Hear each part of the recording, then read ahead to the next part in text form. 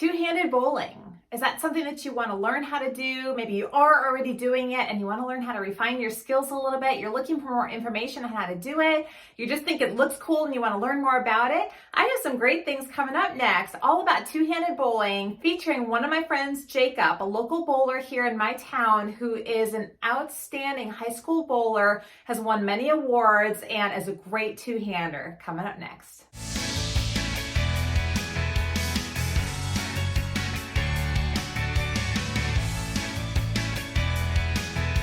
Okay, so two-handed bowling, it's growing in popularity ever since Jason Belmonte really hit the scene around 2004.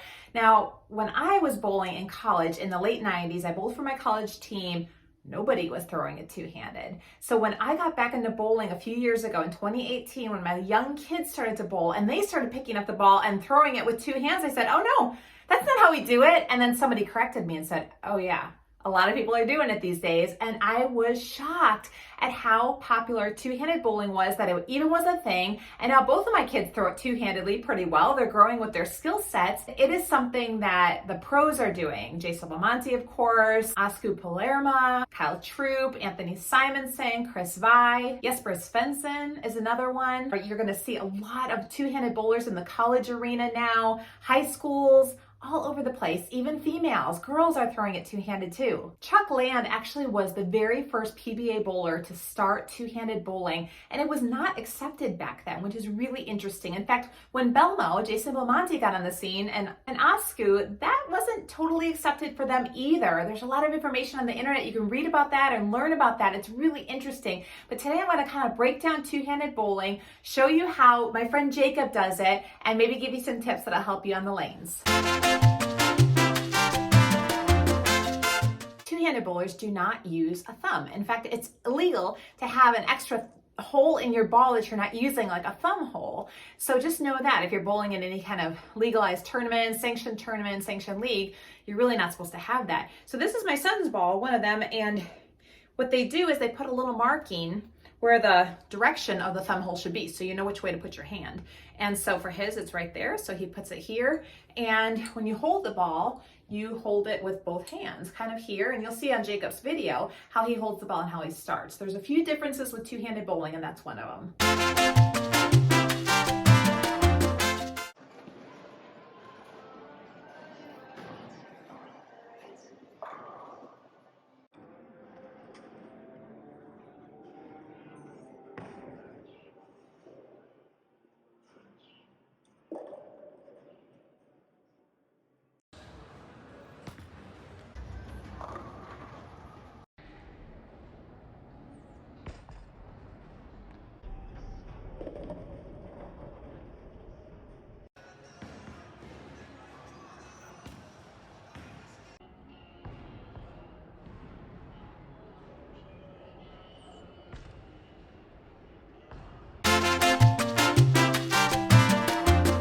You can see how he's starting off holding the ball with two hands, and he's upright like a one-handed bowler typically is. Nothing really different there. He's a 5-step approach person. So with 5 steps, typically on the first step, your ball doesn't move. His might move a little bit, and that's okay. Everybody's got a little different style. So the second step, really, as they're opening up their hips, they're taking that second step to do that crossover, that opens things up so they really have room to unload that ball when it's time. You can see in step 3 where they're really loading up the shot. The elbow is staying close to the body and it's coming back, not as far back as a one-handed arm swing would, but because they have two hands on the ball, that really allows a lot of momentum and revs on the ball, a lot of spin on the ball. The step before the final step in any approach is called the power step, and you can see many two-handed bowlers really load up here because some of them even get airborne. They have a little hop step. You can see that here with Jakob.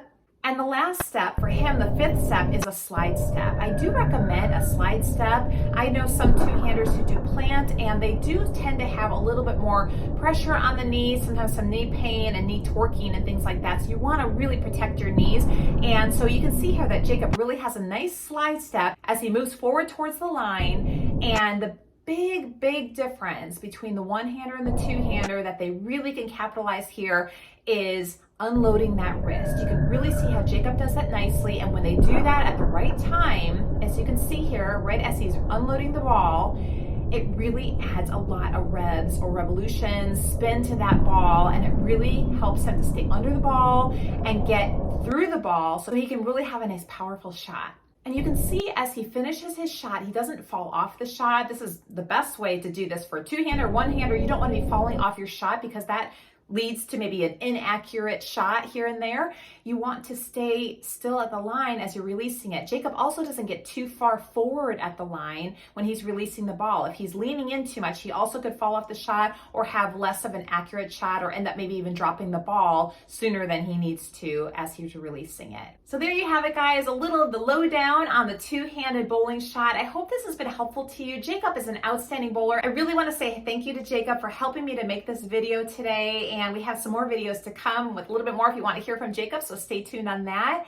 Thanks for watching, everyone. I'd love for you to put your comments below on two-handed bowling, questions that you might have, or maybe your experience. I'd love to hear from you as well. If you throw a two-handed, if you're learning how to throw a two-handed, if you want to get better at two-handed bowling, or if you want to just stick to your one-handed shot, I hear that too, so share it below. If you got something from this video today, feel free to like the video. And also, if you'd like to see more bowling tips and techniques and things like this, feel free to subscribe to my channel. You can hit that bell icon so you don't miss videos that I drop in the future. And I appreciate you guys. See you next time. Thanks.